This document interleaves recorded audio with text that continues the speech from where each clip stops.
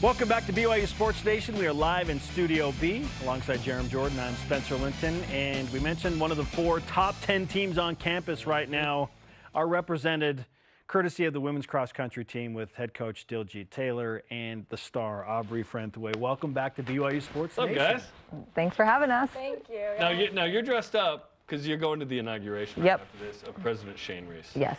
Otherwise, we would say, hey, you're a little overdressed for this But program. I feel like You okay, look thank you. great. Thanks. That's what she said when she saw me. Like, wait a minute, am I underdressed? Like, I'm just in this. We have a chill vibe. You've taken it up a notch. You know what? It's all good. But that's what you're trying to Diljeet do can at steal the show again. Yeah, this is Aubrey's show, and I'm just accompanying her.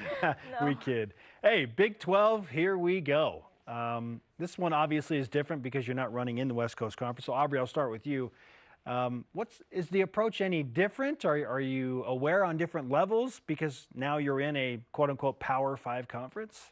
Yeah, I think it'll be fun. It'll be going into this new conference is more competition. It's a better, we get more practice with championship racing. I think that'll be really good.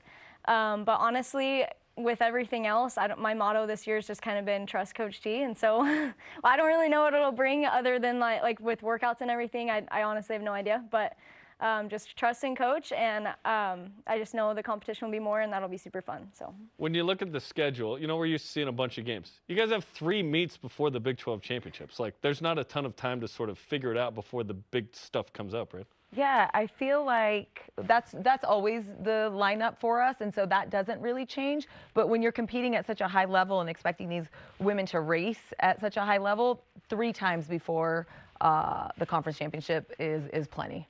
It's plenty. Okay. Yeah, it's good. Would 2 be okay, or 3 is like 2 the would perfect be number? okay. We've done 2 before, but this year I did something that I haven't done in a long time. I put them all in uniform for our home meet at the Autumn Classic, just because we have a young group and want to get the jitters of the uniform out of the way prior to the first away race. And so it was fun. We had a good time. Well, you've got a young group, as you mentioned, but still ranked 7th in the country. You have an influx of more awesome talent. 1 meet down, what did you learn about your squad that maybe you didn't know before after the first race? I love the chemistry this year, and I know coaches talk about how important that is all the time, but especially in a sport like ours where you have to go to that dark place and kind of be willing to die for each other. And I love that part of it. Aubrey's my only ever returning 3-time All-American, so the leadership on our team. Nice, Aubrey.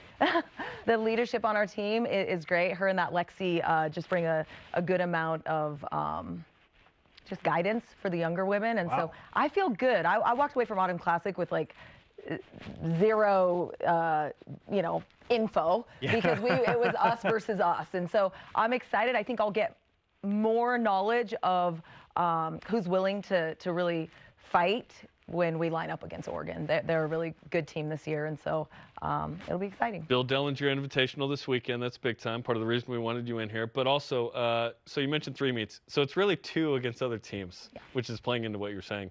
Describe this dark place that Coach Taylor just said. The dark place where you're willing to do whatever for each other. Yeah, so I feel like, the race kind of starts out and it's like, you're okay for a second, and then as it progresses, you really get to this point where you're like, man, I don't know if I can do it. And that's just part of the sport that we chose, And I think it's a really special thing to be able to get to that place and know that you have teammates that are going to be there for you. Like, we all have our strengths, we all have our weaknesses. Some of us hit it in the first 400 meters. That might be me sometimes.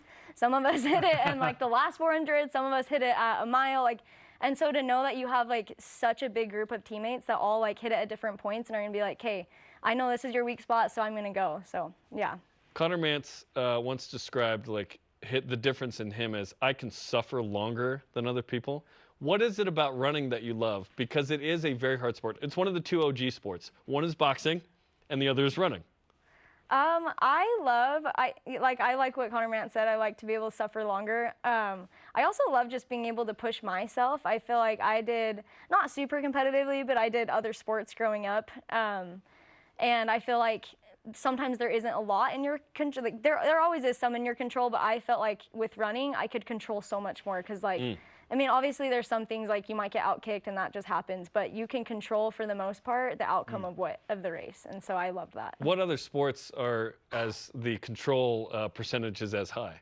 Is this the most controlled, Diljeet, of all the sports? I feel like swimming would be Swimming, you similar. control how fast you go in that, yep. Yeah. Not too many, though. Volleyball, it's like, okay, if they just serve this 80 miles an hour at me, I'm screwed. Like, basketball, you need to get past, that's interesting. Impressive, just mental fortitude for sure. And I want to go back to something you said, Diljeet. You mentioned Aubrey's the only returning 3-time All-American you've ever coached. You've coached some all-world historic talent, national champions here. So Aubrey, you're unique in that way. No wonder you're going to rely on her so much for leadership. Who else are you looking for to step into that leadership role? Well, Lexi Holliday, who is just coming off a tremendous track season, placed 4th at NCAAs and came back and was 8th in the U.S. So I rely on her as well. And then it's just a lot of youth after that. We've got Tasia Davis, who's lined up at the NCAAs for us, but hasn't had the same end result as these women, and she's probably hoping for that. But a lot of youth in this squad, but a lot of depth. And I'm excited for it. I realize that she's my only 3-time All-American returning on the drive over here. That's like, all right, what do wild. I love about Aubrey? And I'm thinking of all these things, and then I was like, wow, she's got experience at this highest level, and we're gonna definitely lean on that. Anytime you get to go to Oregon, and I assume it's in in Eugene, right? Hayward Field. At Hayward Field, world-class facilities, the best probably in the world. What do you need to get done this week at this Invitational? That's a question.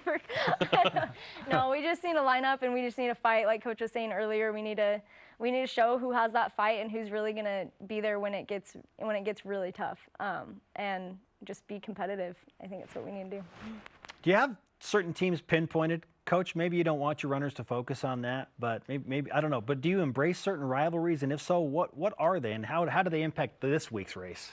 Yeah, I feel like I need to be transparent and say, yes, we really see what everyone else is doing, and that's my job as a coach, but we focus on ourselves. And at the end of the day, I'm going to throw out a little bit of stuff just to get them hungry for other teams. I heard this runner said this about you, Aubrey. No, I may or may not have worn Oregon green yesterday to practice, you know. Look at you. Just a few things to just remind them. But overall, if we focus on ourselves internally on what we can do and build off of that, I think that gives us the best chance for success. And it was Nike. It's all in the fam. You got a Nike deal yourself, which is kind of nice. What kind of Sky Miles did you put together this summer, by the way? A lot. If you need some points, I'm willing to. I always do. I don't have willing as to enough give as this those. guy.